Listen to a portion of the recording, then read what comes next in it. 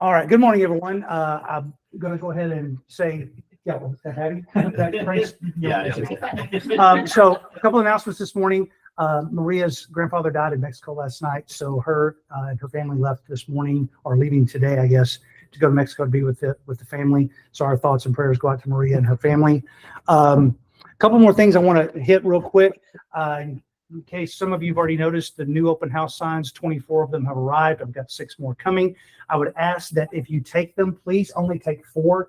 We just don't have a checkout policy way to keep track of everything. And I keep track of so many things as it is. I just can't keep track of open house signs. If you take open house signs, please bring them back to the office at your earliest convenience so that somebody else can use them. New agents, they are up the ladder, usually up here on top of this area right above us. So that's where you'll find the open house signs. Tasha asked me to make it known we can't park in this parking lot. If you're parked there, they will tow you. That's me. Okay, so you probably get away with it for an hour or so. It'd probably be okay. But we have to park on the street because that's their parking lot. That's actually their business. Okay, so let's hit our core values first this morning, and then I've got some more announcements to make after that. So this morning, our core values, we're going to hit 2 of them because they're going to pertain to what we're talking about today. We position our clients as the heroes and strive to add value as their guides.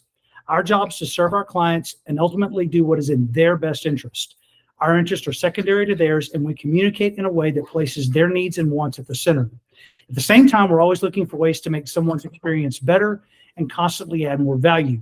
We are never content with where we are at from a value perspective, but work to increasingly add to what we can offer and wow our clients. Second core value, we relentlessly pursue simplicity and clarity by managing expectations well. Being clear is kind. We believe we serve our clients well when we remove confusion and keep the process simple and stress-free. Stress, tension, and conflict is often avoided by simply managing expectations.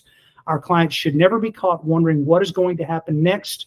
We are clear and honest with our team and clients and are not afraid to be open about bad news or have hard conversations. Additionally, we encourage our team to internally pursue simplicity and clarity so that they focus on the right priorities and goals. I'm going to tie this into and spin this into the stuff that we talked about last week and how we can better serve our clients using the buyer's representation agreement and clearly creating and communicating our value to our buyers and our sellers and just customers in general. Everybody knows the difference between a customer and a client. I see a bunch of that head nods. Remember that from the basics? Okay, so we got to make sure that our clients are taken care of, but we also have to treat our customers fairly and openly. So it's very good to keep that in mind with the things you can't share, obviously. There's a lot of things as you're representing a client you can't share, but customers need to be treated fairly. Okay, so tomorrow is the town hall at Chicken and Pickle in Grand Prairie. I'm going to put a link in the actual Slack message that I'll send out later today that has the link to where we're going, but that's the address if you need to know what it is. The 6th Ave Homes all-team photo shoot will be April the 25th. The sign-up is now available. You may use your camera because I put a QR code on the screen here for you to get a time for headshots, updates, and we'll also be doing an all-team photo. So I'd love for everybody to be there.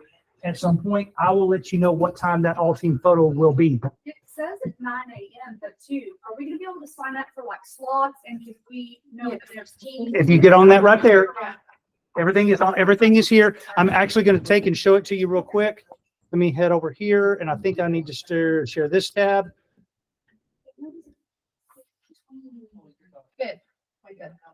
Okay, so this is what it looks like right now. So this is the actual sign-up sheet, and we go from 9 to 2 at the Lumen Room. This is the one at Panther Island that we went to 2-3 times ago, which is up by downtown. So please sign up.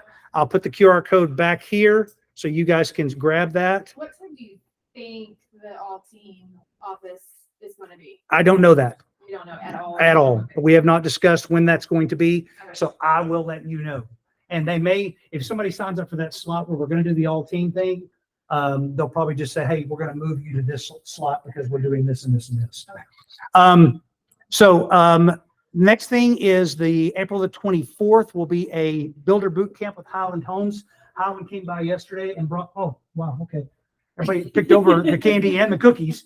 But they brought by some new stuff. They're having a Derby Day soiree out at, yeah, thank you.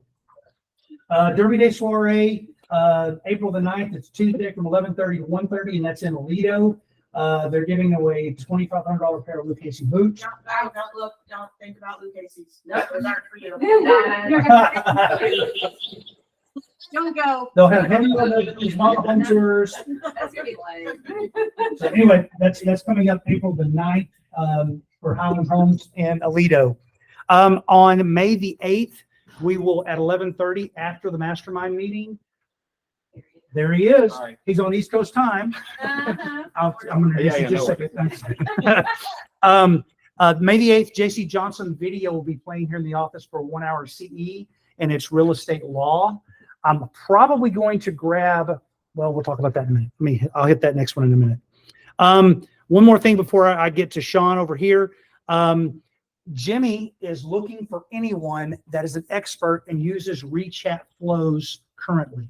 What he wants to do is he's going to pay you to help us and a few members of our storytelling team together, work together, create an email sequence that will go out to each agent's clients for a full year. And that will also include 45 social media posts that can go out to each agent's social media. Mainly looking for the email series right now, but it is the most important. If you have some expertise with the ReChat flows, I just don't. I'm not that guy. Down, but Yes, Andrew, aren't you good at it? Not really. I mean, I've seen a couple of emails like, You look like- yeah. You look like drip. I was Well, gonna yeah, say. it's a And ReChat are called flows. And I you can, thought Maria knew how to do something. I don't know. I mean, I we would went say- here, there's like a group of us. Why was the And I other definitely guy would that have helped us? I mean, I know how to Greg. It wasn't Right. Greg. Look at It the was, cars, the chair houses. Y'all, that's between you and Jimmy. I got plenty to do. I got plenty to do. You just go to Jimmy and say, hey, this is what we have. Would this suffice? Is this something I can help you with? Please reach out to Jimmy. Jimmy's out of town today, so he won't be here. Tomorrow for our town hall, our sponsor is going to be Mr. Sean Russell with First United Bank.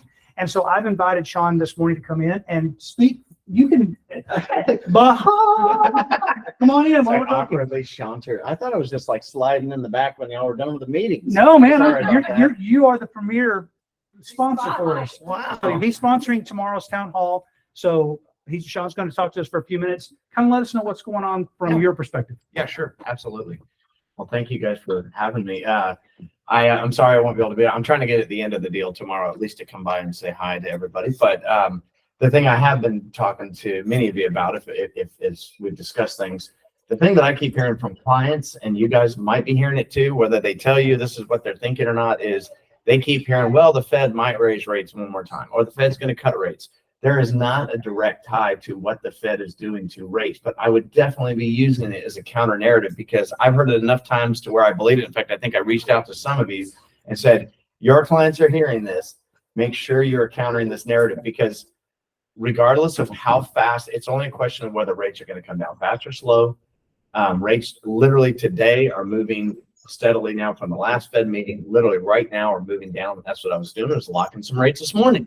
So we're seeing rates now hitting back into the mid sixes on some conventional stuff, which isn't phenomenal, but just understand that there's the big move that is real is that in July, there's a Fed meeting, and that's going to be a big one because when they talk about rates, this is what your clients are hearing. They hear rates, they think it's directly tied to mortgage rates. It's not. It's borrowing rates for everything from cars to mobile homes to commercial financing for buildings. Mortgage rates will start getting purchased by Fannie Mae this summer. They dumped a bunch of loans into the market. That's why rates are bad now.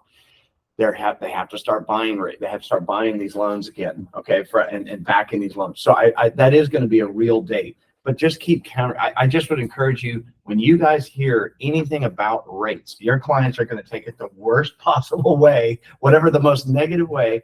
And most clients, it just depends on what news source they're listening to as to what they hear the economy is going to do. You know, how many of you have heard for almost 2 years now that we're going to hit a recession anytime? Okay, there is no indications that there's any reason to fear any kind of recession based on anything that's happened now. That has been a political situation that one side of the aisle wants to hear that, the other side doesn't. And that's all it is. There is literally no evidence for it.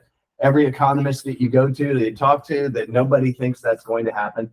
And more importantly is keep your clients focused on what is here locally, because real estate's a local decision. Again, if you're buying a home in Delaware, maybe some things that you should consider are going to be different than here. But we are still seeing record job growth here. We're still seeing wage growth here. It is just simply a mathematical fact that there has to be houses moving. It has to break the gridlock. But the sheep are going to wait until, rates drop before they move. And then they're going to do just like what every corporate housing dream and every wealthy, rich person dreams, which is they can now sell that house to your client for $50,000 more. And your client will have saved $2,000 whole dollars in interest to wait. So that's really what it looks like. When I run the numbers, where rates go, you guys know what the market looks like. They're paying 25 grand on average around here above list price.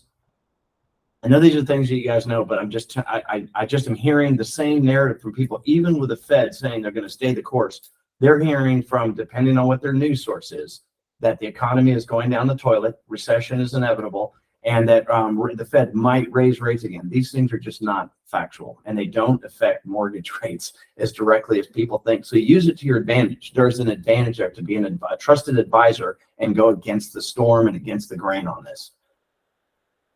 Is that enough of a fire hydrant of information? I've said this more than once in case. No, but what questions you guys have about mortgage, about what you guys might be hearing, rumor control, about finance that I can help you with? And online people, you could jump into if you have a question, you can raise your hand or. Do you video yourself saying all of that again so that I can post it? Yeah. Because I was just sitting there, That would be I wish actually a I was good idea. recording you say the whole, just Yeah. very quickly. I will. That would be That'd be super awesome. helpful. I was out in front of Discount Tire and I made a dad joke that like I'm out here. My tires need some inflation, Oh, I saw that. It was cute. and then people immediately tuned out. Just said, "That's it. I'm off social media. No more of that." Take it. But no, I definitely will post the same thing. I mean, Well, this is going to be on video, so you can go to our YouTube channel later today and watch the video and hear him say it again and slow it down, back it up, cut it, and then make him say something different. when the captions are all reading wrong and everything like that. So Perfect. was that the baby you had with you at It the is. concert? And Yeah. I looked back, didn't realize, I was like, that baby has those cool headphones. I need to get some of those for my nephew, They're awesome. And I didn't realize I was so focused on the baby. Hey, look at him. He's looking at I know you. he's like, who are I know, you? right. I've seen that guy before. Yeah, they're awesome. He slept through like 5 concerts. And those things. That is amazing. Yeah, so, So what's going on with Cutthroat Pinches? We're about to release a new record, actually. Very cool. Oh yeah, it's a roller skate rink. We're playing a concert in the middle of a roller skate rink on May 16th. It's adult night at this skate place called Skate Town. It's called, or no, not Skate In Town. Grapevine? What's it called? No, it's in Lockheed. It's off Lockheed Boulevard. Silver Wheel. Silver Wheel. Silver Wheel. Okay. Silver Wheel. Yeah. yeah, Holly, so- We're playing. It's adult night, so it's BYOB, and you can roller skate. I know it sounds very dangerous. Whoever's insuring that is who you should do insurance with, because they will literally insure anything. So it's a couple skate. We're going this direction. Stay on the center and let the next A couple skate, and we are literally playing in the middle of the rink. That's So cool. yeah, it'll be fun. I have my own roller skates. I'm sure you do. Oh. Yeah. Well, we did a climb up in there a couple years ago, and we bought, well, they were stickers. Yeah. So we bought stickers to go on the side of our roller skates. Mm. It's fun. That's the upgrade. Hey, I like to roller skate. I'm real bad at it. So y'all remember Cutthroat Pinches, May 16th at Silver Wheel. Yes. But one other thing I want to say too, real quick, on deals that you're seeing for first-time buyers, the insurance, I know you guys know this, but when I talked to the insurance carriers recently about the insurance and the cost, how long it's going to last. Again, isn't it great that rates are high, price of houses are high, and now insurance is high? What a trifecta of wonder for a first-time buyer. But just know that on FHA deals, it's a little tighter. There are ways that they can save. But the important thing is that your clients and your loan officers, whoever you're working with, make sure it is a big difference of a couple hundred. They're using 1% on the value of a home for a $300,000 house. So your insurance client on an older home might have a quote near $3,000 initially. That is on the high side. I still would say that they should be shopping it. Just encourage them to shop it. Their old family, State Farm. I mean, nothing against State Farm. I'm just using it as an example because that's what my parents had my whole life, right? But they need to shop that and make sure they do, because I had a deal where it literally was a potentially going to blow up a deal. I mean, when I got the quote, I had quoted them at, I used a certain percentage at the time, which was less than 1%. They got the quotes back. It literally put me out of debt ratio range on the deal. It was so high. I couldn't believe it. So, And we I had thought there was a Brady, mistake. and we have Brady Gales with Goosehead, who is one of our friends, and we have other Goosehead agents. We got other people. Yeah. So I'm using Brady, and then also he quoted so low on some first time home buyers because they're new builds too. So keep that in mind. It's so Yes. low the first year. What were you saying about FHA keeps it a little tighter? What did you mean? FHA, you can have a 2% wind and hail coverage to loosen up, because normally across the board, Okay. you just get a 1% coverage, but you can have 2% on that. But on conventional, you can have 3%. Okay. But I just make, again, I'm trusting these agents are explaining what that means. They get a hail damage claim on their roof. That is a serious deal. There's a whole new thing coming out where insurance companies and other companies are going to help to finance the deductible on these deals. And I'm like, oh, Yeah. Hmm. I just had one of my clients that bought a house 4 years ago anyways. And of course, their policy renewed and they didn't read it. right. Of course, none of us do. Mhm.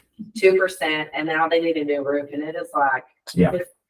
It's harsh. $12,000, and they're like, we don't have it, but their Right. roof is leaking. Yeah. So Is- that really needs to, we need to really explain that. Yeah. What I would say is when your clients, especially the first time buyers, as soon as they're getting pre-qualified, make them shop insurance up front, before you take them out, Okay. even, because that is such a big factor in the hundreds of dollars possibly that it can add to a deal. Cause like I said, I just ran into it now that I learned my lesson and nearly got burned. The McCoys saved me. Yeah. On that deal, actually, because I could not believe, I thought it was a mistake. Like, I'm reading this wrong. Like, this can't possibly be that much. What is that? What does he have, a bag of diamonds? He's insuring the house? What is So anyways, But thank you to Sean for Yeah. being here today. Thank Number you. one. Number two, thank him for doing town hall tomorrow. Yeah. So please come join us, and Thank you. I'll be there the first hour. He'll be there hopefully the second hour. So Yep. we got coverage for you. that's So- all right. We got karaoke covered. No? That's no, I'm not. That's gonna- you. Thank you. Thanks, Sean. Bye. See you tomorrow, man. Appreciate you coming by. Okay, so I also want to take a minute. I don't know if some of you met Twyla, but Twyla is here joining us as a guest today. Did I say it right? Yes, you did. I just said hot sketches in the hot. Oh, okay. Well, sorry to embarrass you. I just wanted to introduce you to everybody. So this is the game. Please feel free to talk to everybody after we've done. Okay, so anybody online, everybody cool? If I don't see any hands raised, I'll say that we're good and ready to move on. Okay, very good. Thank you all for joining us. Okay, so today we're going to discuss your value as a realtor and guide. So the best advice that I'm hearing out there right now is use the buyer's representation agreement. Now, you'll see in my notes here that, we used to be, let's jump up and go show a Z client. You know what I'm talking about with a Z client? We don't say that word. It's a dirty word to me. But Patty just got it. Sorry. I've never not used a buyer's rep, so I don't have the. Exactly. And in Texas, we've been using it for so long, but the wisdom has always been, well, it's not really worth what it's written on, because it can't be held up in a court of law. I've heard that so many times, but it's going to be the law, sounds like, if the settlement goes through. So everything that everybody is talking about on the headlines and everything you're reading is if the settlement is accepted. But again, the Department of Justice has not weighed in on it yet. So there's things that probably are going to change that we don't know about yet. There will be guidance coming from NAR, from TAR, from our attorneys, from our title companies, and from us staff. But right now, we don't have anything to give you.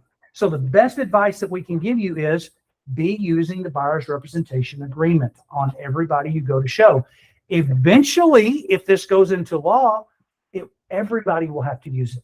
So you won't have to get up and, hey, I get a phone call and I got to go show a house, and I'm going to run out there and show the house, and then I'll talk to them about buyer's representation, right? So best advice, it's always better to have a buyer's consultation. We're working on, and we've been working very diligently here at Sixth to get the buyer's presentation and the listing presentation done for you guys. We think we've got it. Now we just got to figure out how to give it to you in Canva. So that's what we're working on, where you can take the Canva like where it says the agent name, and you can put your picture and your information. We just got to get it all into there, and then we're going to figure out how to get that to you. It was our goal to get that by the end of the first quarter. I've still got 4 days left. Give me a minute. Okay. So that was my 90-day goal from Jimmy. So I'm working on that. I noticed that nobody in our office other than me and Clarissa Bush, one of our new agents, is using ListTrack. That's what I thought. I got a bunch of question marks. Okay. So let me jump over and show you something different here. Give me just a second to hit this. And then I'll share this tab. Okay, so I might probably have to sign out and sign back in to get to this screen that I need to get to. Okay, so when you log in to Netris on the dashboard, which is here, maybe coming up. There we go. Okay, so in this first box here, you will see ListTrack. If you don't see it on your screen, hit Show More. Joanna said, I use it and love it. Perfect once a week check-in. Okay. If you don't see it, hit Show More, and it will pop up in this thing right here. It's called ListTrack. Now I'm going to have to share this one while this loads. So what this does is you can set up seller reports once a week for your clients. It's a great way, and you can set what day it goes out. So what I do is I send it out on Mondays. Now we've always talked about, or maybe not always talked about, you guys have heard us say two check-ins a week, especially when houses are not selling quickly, is really, really a good idea. So what I do is Friday afternoon, Friday, hopefully 11 o'clock, because I don't want to be at 3 o'clock, but at 11 o'clock, I'll check in with my clients, say, hey, just want to let you know, here's what's happened this week. This is what I've got going right now. This is the people that I've talked to, or in the house in Keller, hey, nobody's called me. Nobody's asked. I'm looking at Zillow stuff, and there's nobody looking at your house. We need to reduce the price. We want to wait till May. Okay, fine. That's great. But sending this out on Monday and then my touch on Friday gives them 2 days before and after the weekend, and it buys me time. Okay, because I'm communicating with them, and that way, if something does happen, I get a text message from Frank going, "Hey, what's going on with that house in Keller?" I can tell them, "Hey, I got an agent asking about it. Here's the question." But this gives them the ability to see this. Now, you'll go here, go to listings. Now, this is going to be mine as a broker, so you're going to see everybody in here. But you can set these things right here: schedule delivery of seller report. It's the green button. When you get on ListTrack, you'll see it. But if you've got a listing, I highly encourage you to send this out. And then it's just a seller report, and it gives them how many people have looked at it on Z, how many people have looked at it on MLS. It's just another way to check in, and it's automated. You said you can tell to do like once a week on a Friday. Whatever day. Yeah, whatever day. Once you go into here, let me drop down real quick to where mine are, and I'll show you what it looks like. Okay, so here's my house on McBriar, and I can stop delivery, which is the red one, modify delivery of the seller report, or I can view, and I'm going to view it. So this is what they're getting every Monday. And it takes a minute to generate because this is an outside third-party resource, so give it a second. So when I was on MLS committee Mhm. at Arbor, some of the challenge that we had was some of the information wasn't exactly accurate. Because I use List Tracker plus Realtor.com Mhm. because your clients are everywhere looking at everything. You so bet. you want them to know. And then also out of Showing, Broker Bay doesn't do it yet, but Showing Time gave us those reports Mhm. of this is how much, this is the feedback on Showing. So I would typically send them a couple of these so that they knew I was looking at the same things that they're looking at.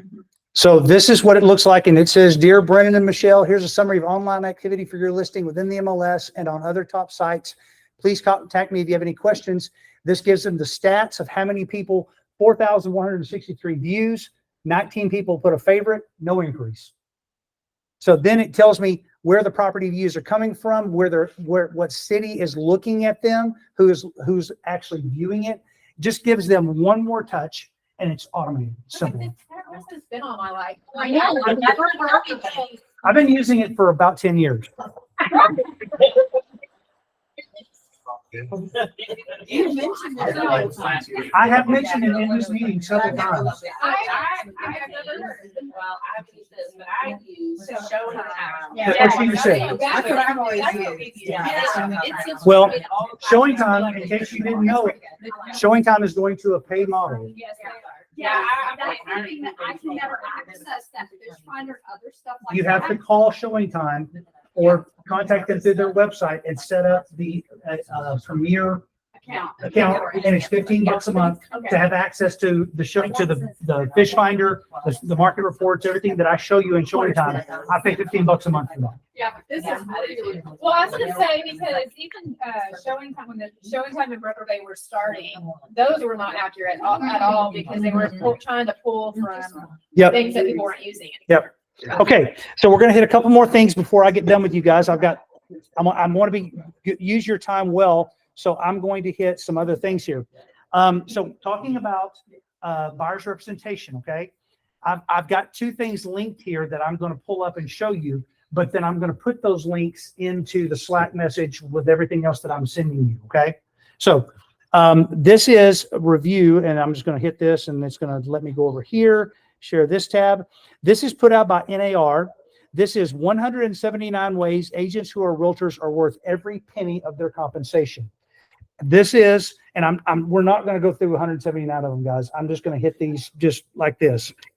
These are the things that pre-listing activities, listing appointment presentation, everything that we are supposed to do. If you've never had a checklist of things that you could do, this is a great opportunity to grab a lot of this stuff in here and say, yeah, that's something I want to put into my process.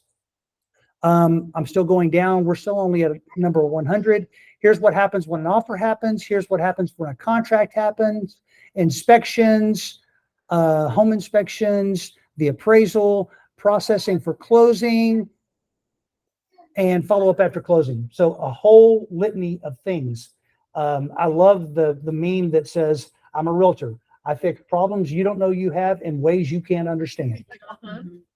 And I called my client this morning and actually told him, hey, just want to let you know I fixed a problem you didn't know you had, but I'm fixing it right now, just so you're aware that there's stuff going on in the background. That's the kind of things that we need to be communicating. Okay, let me jump back over to another one that I'm going to show you. This one is called 105 More Ways, and share this tab. Agents who are realtors are worth every penny of their compensation. Here is counseling session activities, building a relationship, educating the buyer, preparing the buyer, showing properties, which we all know that's my favorite part of real estate, is showing properties. But setting up the showing of the properties can sometimes be a pain in the butt, especially when you got to go through 4 different places, and then since you're 21 like Bowman, you got to call their office and make an appointment. Negotiating offers. These are all things that you should review and think about. And if you don't have a checklist of a process, I highly encourage you to do that.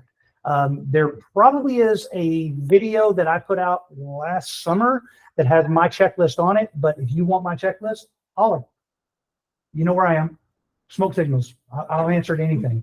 You can text, email, call, preferably not call unless the barn's on fire, but you can text me or email me and I'll get back to you.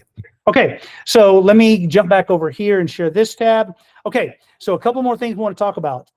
Another thing that we can be doing to help our clients is educating ourselves and educating them. Now, the things that NAR puts out, I'm just hitting the high points here. There's tons of designations that you can go get. There's tons of certifications you can get. Here's what NAR offers through their site. So I don't know how many people are ABR? Just at the class. Did you? It's free right now, It's right? free right now. Maybe it's free right now. If you're not an ABR, highly recommend. Great class. Not so much for the new agents. Sorry, you got to get your SAE in. But I think you can take ABR as a class. I was gonna take it just Yeah. I think you can. So, okay, so ABR, certified residential specialist. You have to do a lot of stuff to get to the CRS level. You have to be so many years of service and then so many closings and blah, blah, blah, blah, blah. And then you've got to take their classes to get the CRS. I've looked into it and I would qualify. I just don't know that I want to spend the time doing it. And then it's like $250 a year or something to maintain that membership. But CRS is great. I am a GRI, Graduate Realtor Institute. That's 3 different 30-hour classes to get the GRI. great information, guys. It's a master's degree in real estate. GRI is a fantastic class. Sellers Representative Specialist, another great place for us to learn the things that we need to do. Some other certifications. This is one I didn't know about. I found it when I was looking for this, is digital marketing, social media. This NAR offers a class on how to do social media.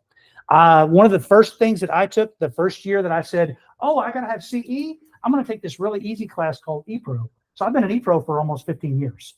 Easy class, online, simple, and it's great information about the different ways that you can be an electronic professional. One that I didn't know existed, Inside Sales Agent. So this teaches people how to qualify and add leads to a database, and it's a certification that NAR offers. I was a luxury homes specialist, and I just don't feel like paying for the $250 they want a year to do it, but I still have my luxury home specialist designation, or certification, I should say. Military relocation professional. If you've ever thought about working with the military, learning the words that they use, because their lexicon, their vocabulary is completely different than what we use in our businesses and our industry. So learning those things could get you in with some of the military people and work people from the joint base, and get those people houses. I am a pricing strategy advisor. That is a PSA is a fantastic class. And if you guys saw my Price It Right class, a lot of that information is in the pricing strategy advisor. It is a fantastic class of how to work a listing and get a price point for a seller, and then communicate that to the seller. I'm also a real estate negotiation expert, another great class. That's a 15, I think it's maybe 8 hours or 15 hours, I'm not sure, but being a negotiation expert, learning how to give everybody a win. If you've ever called me and said, I'm having a problem with a negotiation, some of the things I learned in that class, I'm giving to you. So fantastic class. And that's the end of it. I guess that's the end of what I had in there. Okay, so that's everything that I had today. I'm going to leave this QR code up if you didn't get a chance to jump on there and get signed up for the photo shoot, which is coming April the 25th. It's a Thursday, 9 to 2. At this point, we got 20 minutes, so floor's open. If anybody wants to talk about anything, or we can call it a meeting. Where's that radio? I will say that after the 3 appointments that we've had post proposed settlement, consumers seem to be very in support of what we do for a living, or at least the ones I have chatted with. Yeah. And I think, Holly and I were on a listing appointment yesterday. I've been on 2 more. I've been very transparent about it. It's like, hey, here's what's going on. Things aren't really changing. There's miscommunication.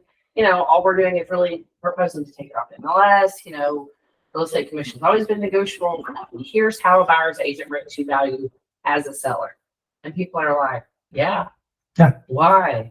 Why would I do that to myself? And we just had to be more cognizant, like what we were gonna say, like our words. Like nothing changed as like our dialogue, but some of the words we use changed just to make it more clear. Yeah, I think I think your vernacular is very important. Absolutely. You don't need to say words like, well, traditionally that's how we've done it, or in the past. You need to claim responsibility for it. This is how I have conducted my professional service fees and things like that, because you can't really throw it back to your broker, NAR, TAR, or any standard that we have followed. Agreed. And church words are very important. Church Sunday morning, one of my attorney friends said, hey man, what's going on with the NAR settlement? I'm like, Carrie, nothing really changes other than the fact that I can't put what my seller is offering as commission on the MLS. I said, if you think about it, it's all the money in a transaction always comes from the buyer. That's the simple fact. Yeah. So the fact that the seller is offering to pay a buyer's agent a commission in the MLS today, that's not their money. That's coming from the buyer. It's always worked like that. It's just that nobody ever explained it like that. I'm as guilty as everyone in this room probably. I've been to a seller or to a buyer and said, well, I'm going to get paid from the seller.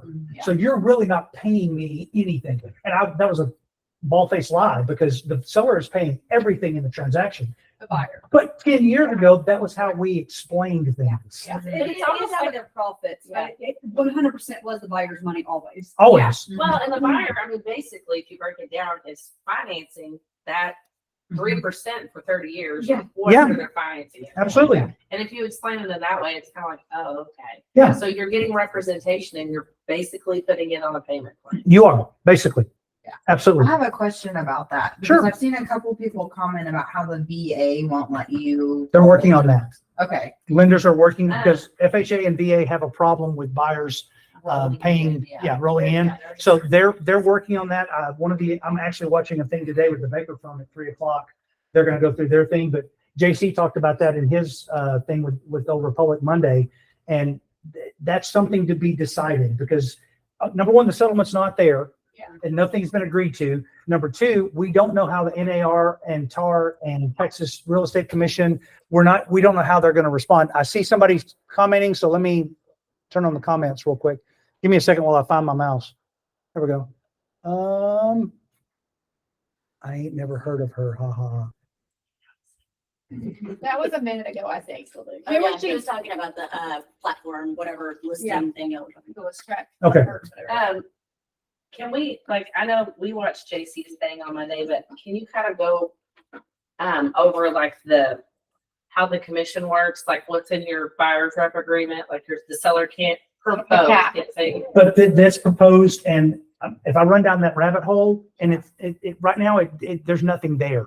What the thing that JC was talking about is one of the proposals is that whatever's on your buyer's representation agreement, if you write an agreement, and Mariah is my client, and we have an agreement that says 3% I'm going to get paid, and then we go see a builder, and the builder's offering a $5,000 bonus on top of the 3%, I can only take what's in the buyer's representation agreement. So that was my question. Yeah. When I typed it in, I was like, I want to know about this. I put in my buyer's reps right now because we had that come up recently in my team that one of the agents, the client, his buyer was upset with him because he found out that he got a $5,000 bonus. Right. So he had to go back and explain that. So I do it in the front and I put it in our buyer's rep under, I think it's, once you do your 3%, 4%, whatever, I'll put builders agreed upon commission and or bonuses. And that's And what I I was just saying. put it We there. just put it. I just put there. Okay. I was thinking. At this Well, point, that's what you said in your new construction. You Right. said 3%, so we just need to that verbiage. Well, that new construction, I got to reread that and I will too, but when it talks about renovations there, it's not under new construction, so you have to like take it out of there. Yeah. Cause I was putting it there too, and I was like, oh, and then I read it, and I was like, that's not where that goes, cause this is a new build. Yeah. So, but yeah, that was the question that I talked into JC, because I was like, what happens here? Because why does that prevent us of representing a buyer if that's going to be a proposed offer, right? Then why wouldn't I just say, I'm gonna put 10% in here and I'll take anything under 10, Yeah. Yeah. down to this, so and that's it. so there's ways that we will Yeah. get around it, that we will get guidance as we go. Right now, there's nothing to do. Right. Right now, anybody that's telling you that you've got to do all these things, the only thing that I'm going to request of you from the broker's perspective is use the buyer's rep agreement. Get it in writing. Have a buyer's consultation with these people. It doesn't hurt to know who they are and what they want before you get started anyway. Now, I mean, I guarantee you, somebody is going to call somebody in this room in the next 5 days, and they're going to say, hey, I'd like to go see this house. And you're going to jump up and go. I probably would as well. Okay. But just know that you're not doing what the spirit of what we're going to have to do is. So that eventually there will be the conversation of, I'm not that kind of agent. What I prefer to do and what my brokerage or NAR or TAR or the federal government requires is that we have a buyer consultation. I have to have a buyer's representation agreement with you for me to even show this property to you. Now, we can make that buyer's representation agreement for one house. Right. It doesn't have to be an open-ended buyer's representation agreement like we all sign with the people that we take out. But there's going to be guidance. We just don't know what the guidance is yet. So that's why I'm being very reluctant, and you're not hearing a bunch of like, I'm sorry. I had to hide somebody on Facebook yesterday because they said our office is doing more for the settlement than anybody else. And it's this big office in a big town up in north of the Metroplex area. And I hit them because they're spreading fear. Right. Is what they're Well, and I was doing. gonna say too, because I have had just actually yesterday again, having one of my clients who's also in the insurance business. He's like, hey, this is coming up because, well, he's a recruiter. So he's like, that's why it got brought up in their meeting. They're like, oh, y'all need to reach out to realtors right now because they're losing half their commission. And he's like, can you just explain this to me? Because I don't, he's like, I know I can go to you and I'm like, a lot of misinformation. Don't believe, tell them not to believe everything. And I said, this is kind of what's proposed. Nothing is. So I just think educating the people that do reach out to you, not causing the fear and putting it out there and all of the things. If somebody reaches out to you, just do that. But yeah, until we know for sure. Until we know what the settlement's going to say, there's no way that anybody can say. You know, I'm seeing the people that are saying 6% is going away. Well, never was 6%. That's Right. the fallacy right off the bat. Number one. Then I'm also seeing some people writing on the NAR blogs that they think this is going to be better for us. Yeah, I do. The agents that will stay in the business are going to be professional. The quote unquote discount brokerages, they're going to have to totally redo the way that they do things under this because they won't can't. disclose it. Yeah. They can't do it. Yeah. So there's going to be, and JC was even saying you can't advertise what you're offering on the MLS. It doesn't mean you can't advertise it everywhere else. Social media, That seems signs, like flyers. really. I didn't care for that, yeah. I'm like, oh, so I can go so I was like, oh, so we're just gonna go over here and make a Facebook group and advertise it. Well, but I mean, you got to think about it in realistic terms. Even all of us as buyer's agents, when we're out working with a buyer, you know what you're working for because you got a buyer's representation agreement. So regardless if the seller pays it or not, the buyer has agreed to it. Right. That's what that means. So, but I Can I mean, ask a let's, question? yes, please. Has anyone ever actually enforced their buyer's representation? No. I have Yes. Have you? Yes. one time. And Okay. Yes, once. One okay, time. one time, and I'll tell you who it was with. Because it was a for sale by owner. My clients, agreed to the 3%. They bought $10,000 worth of furniture, couldn't come up with their closing, or supposedly couldn't come up with their closing costs. I was super pregnant. I drove them to their closing after they had been drinking. Got a speeding ticket. I'm crying, and Tim Nastrom's like, we will go forward. And he collected like $7,000. He was like, oh my goodness. And so, yeah, I've enforced it one time. So I could use some great advice, since we're talking about it. I had a buyer that, is moving here from Nebraska. I can't even remember, moving out to Frisco. I was supposed to be showing Prosper House this morning, and we had a very,